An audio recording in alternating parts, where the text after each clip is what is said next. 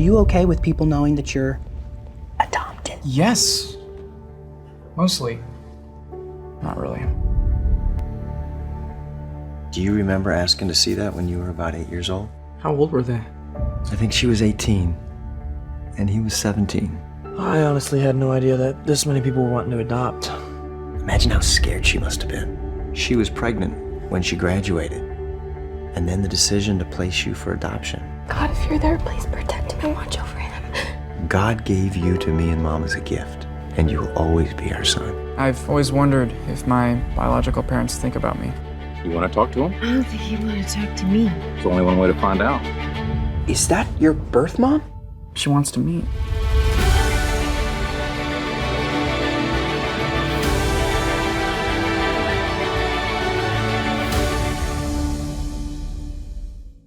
Hey everybody, it's Craig Syracusa. Welcome to a new episode of Walk in Faith. I'm sitting down on Zoom with Kirk Cameron. Kirk, thank you so much for the opportunity. Great to be with you, Craig. Thanks for having me on. I'm lucky in a sense because I saw the film. I was at the Chick-fil-A Ranch and we sat down with Stephen Kendrick. We watched the film at the Father Commission and I gave notes.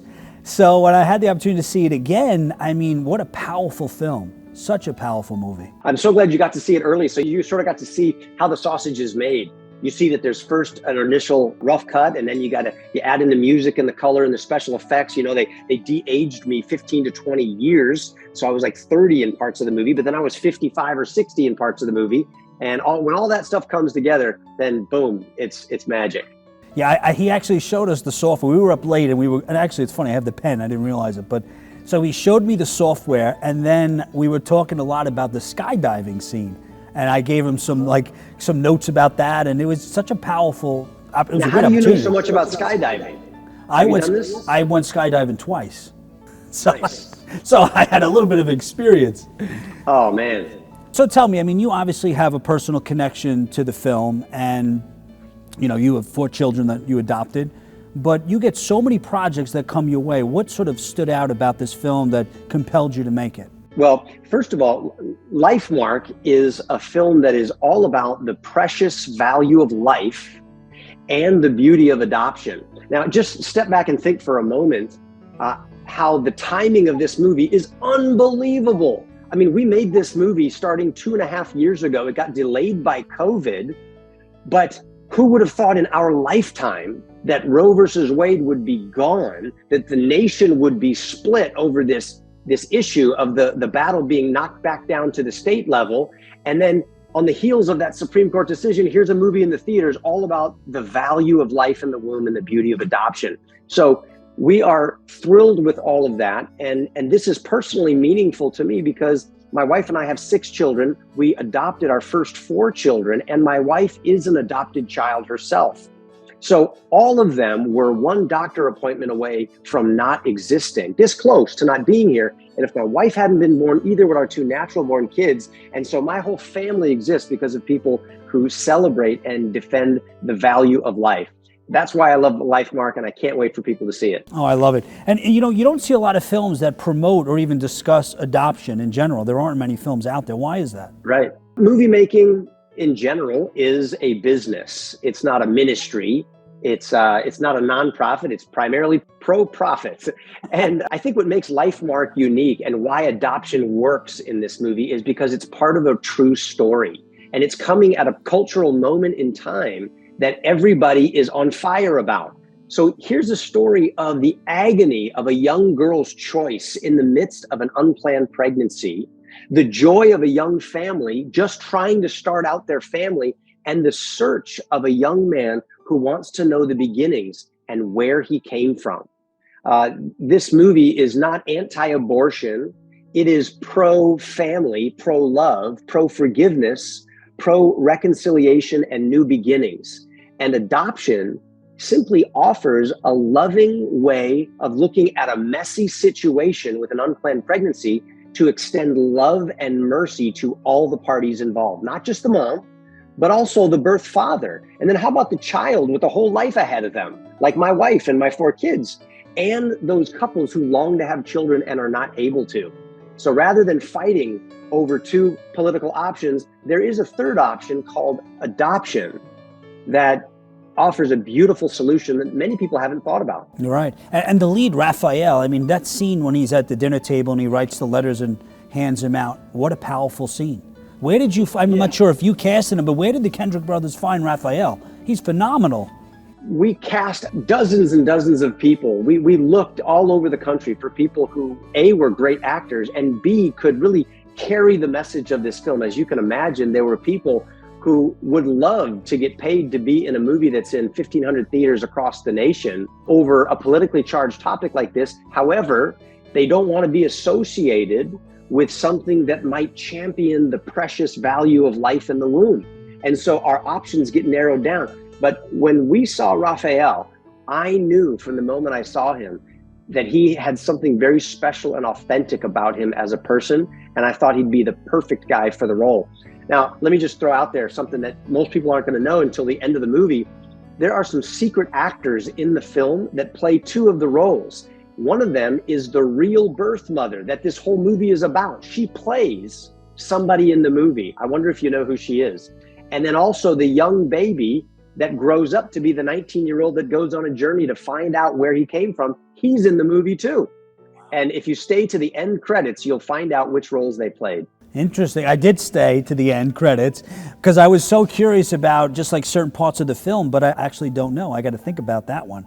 Let me, one thing that I wasn't really that familiar with, to be honest, is the shame that comes along with some of, and we've seen in the film, David, I don't want to give away too much, but he had sort of this sense of shame. And I was reading some of the statistics on children that are adopted have a sense of shame. Why is that? Why is this sort of negative stigma attached to children that are adopted? I think that there's some truth in that. And of course, every situation is different. You could talk to my kids and they'd have different stories and why some of them wanted to reach out to their biological parents and others have not felt the need to do that. In David Scotton's case, he didn't want to feel different. I think that the sense of shame was just, I don't want to stand out. I don't want to be the weird kid. I don't want to be different than everybody else. But then he finally realized that adoption was just a beautiful part of the story that God wrote for his life. And he would be able to actually impact people for the good because of his adoption. He could relate to that. And the end of the movie has that beautiful scene where he's talking to his friend, his best friend's little sister, who is pregnant, and she's trying to decide what to do. And he explains his story and how grateful he is that someone gave him a chance to live. And there's also shame that goes along with the concept of placing your child for adoption. I don't know if you've heard this, but it's a fact that many women would rather abort their baby than place their baby for adoption because they feel like adoption makes them a bad mother. And the idea there is like, I'm giving my child away. I'm just leaving them. I'm giving them up to somebody I don't even know. And I don't want my baby to grow up thinking that I was such a bad mom. And so I think that LifeMark is going to correct all of that thinking and remove all of that shame and demonstrate that adoption is a beautiful option. It's giving life a chance, and that life can end up impacting countless numbers of people. It's not just about that one life. It's about moms and dads and grandparents and cousins and children and grandchildren. And if you think about it, even Jesus Christ was the result of an unplanned pregnancy from Mary's human perspective. She didn't know what was going on. And Joseph adopts him. Moses himself was an adopted child who was decreed to be aborted and terminated by government mandate. Where would we be in America without the Judeo-Christian faith and ethic and blueprint for civil government that we have today? Every life is precious and every life impacts countless others. You make a great point. I mean, my wife and I, we looked into adopting. We had a difficult pregnancy, Mario, my angel, and it was extremely difficult, challenging, expensive. If it was made a little bit easier, do you think that could reduce, not eradicate, but reduce the amount of abortions? Yes, I think we are seeing culture shift. Not only Roe v. Wade and the effect that the legal side of things is going to have on this, but we have a whole young generation of people who are looking at ultrasound images and hearing rational arguments and saying, it's a baby. It's a baby. Any way you cut it, it's a baby. So we should value and champion that life. Adoption is becoming more and more accessible. It's not as expensive as you think. And there are many more couples out there wanting to adopt children than there are children able to be adopted. But now we're going to have many more children who are going to be born, and they're going to need homes. And so adoption is going to be key. In fact, in the scriptures, we read that true religion, there's a lot of fake religion out there. We don't want to have anything to do with that. But true religion is meeting the needs of widows and orphans in their distress. And so could you imagine if people actually put feet to their faith and they extended the love in their heart and their home to welcome these children who need moms and dads? My wife and I did it. It was one of the best things we ever did for our family. And if we did that, we could take care of this unwanted, unplanned pregnancy problem.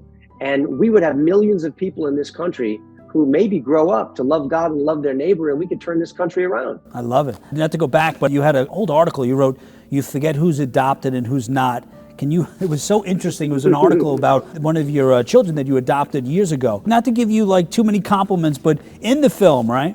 The line that you have, it was God has something special for you, right? When you delivered that line, there was a pause, a moment of reflection. And I sat there and I'm reflecting. I'm like, imagine how different the world would be if everyone believed those simple words, right? If somebody said to, whether it's your children or to just people you meet, God has something special for you. What a powerful line you delivered. Throughout the film, you have so many powerful takeaways. I'm so grateful that this movie follows so closely to what these characters really said. I mean, I play the adoptive father, and these are the lines that he really said to his son. These are the things that actually happened. We didn't cook this up just to make a point. We're telling the story as it occurred. And I believe that personally, that God has a reason and a purpose for you, for every life, that you're made on purpose for a purpose. You're not just an accident, and you're not disposable. And I think that when people watch LifeMark, they're going to come out of there with an increased love for life, with ideas on how you can participate. If you want to make a difference in this area, you can learn about adoption. If you're considering it, but you're worried about the expenses and the difficulties, we actually come on after the movie's over in the movie theater, and we talk to you in the audience, and we give you resources and places that you can go to learn more about the adoption option, how to study this topic, how to get involved at a legal level to celebrate and defend life.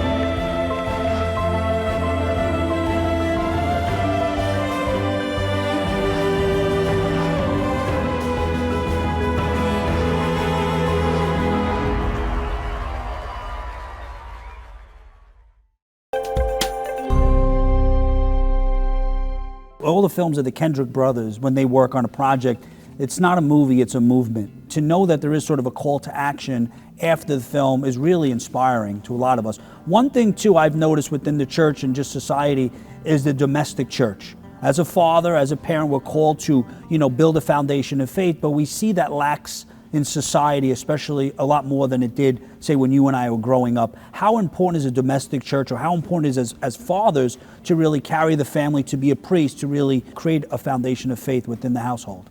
It's critically important. When God started the world, he didn't start with Washington, D.C.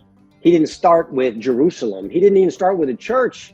He didn't start with government. He started with a man, and then he created a woman. He creates a family, and then through the family, God would bring heaven to earth. Be fruitful and multiply, fill the earth, and take dominion over all that God's created.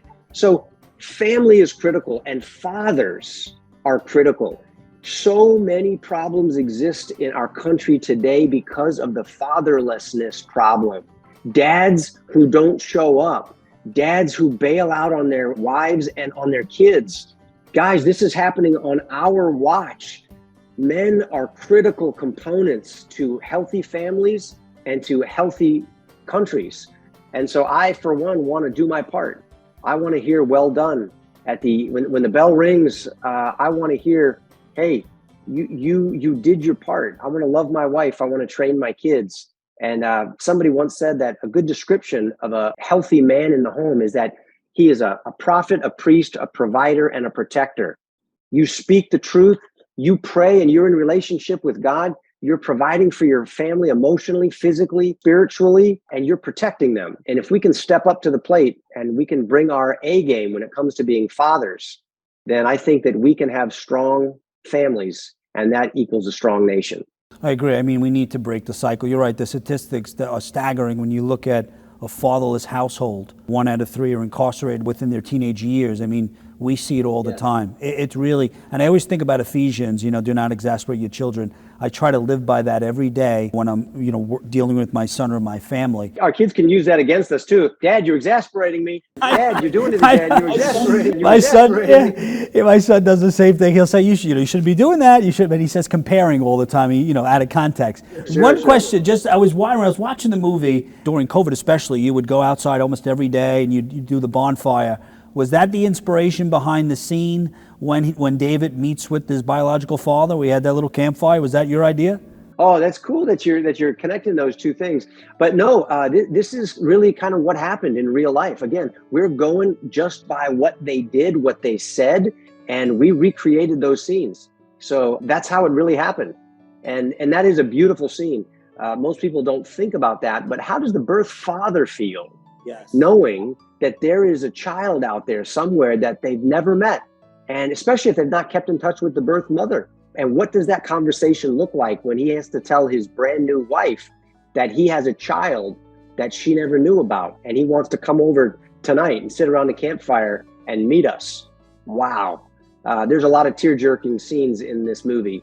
And so bring your Kleenex if you're going to watch us on September 9th. One last question now. So whenever you work on a project, I work on a project, it impacts my life. How has this film impacted you personally? I think that my personal life impacted my choice to make the movie in the very beginning. That's why this is so personally meaningful to me.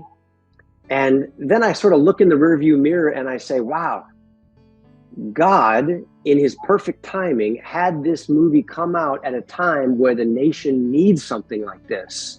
Because we're fractured over race, over religion, over gender, over vaccination status, over masks, over everything.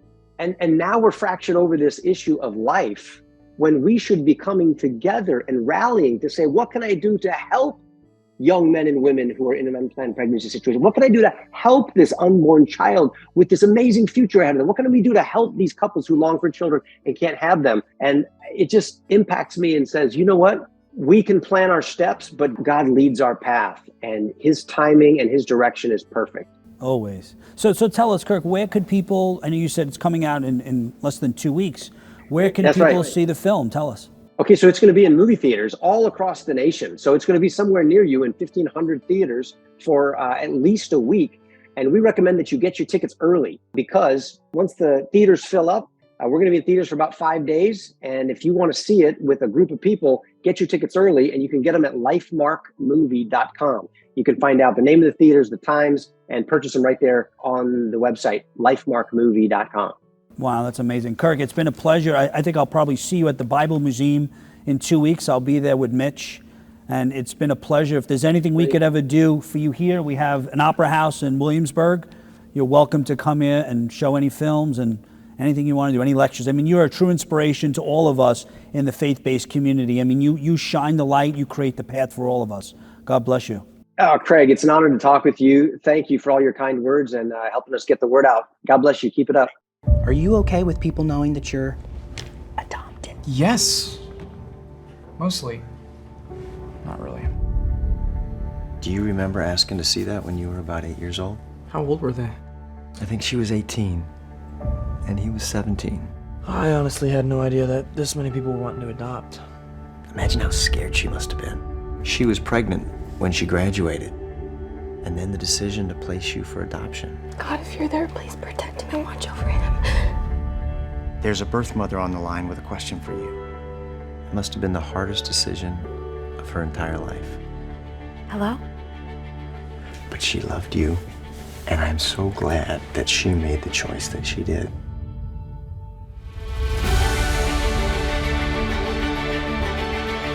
I've always wondered if my biological parents think about me. Today's David's 18th birthday. You want to talk to him? I don't think he'd want to talk to me. There's only one way to find out. I guess maybe I didn't want to feel different. You didn't want to be an idiot. I didn't want to be different. Okay, good. That's a lot better. God gave you to me and Mom as a gift, and you will always be our son. Is that your birth mom? She wants to meet. Really? Yeah. This is huge! Guys, I hope you enjoyed today's episode of Walk in Faith. Always remember you have the ability to inspire and evangelize through your words and actions. God bless you.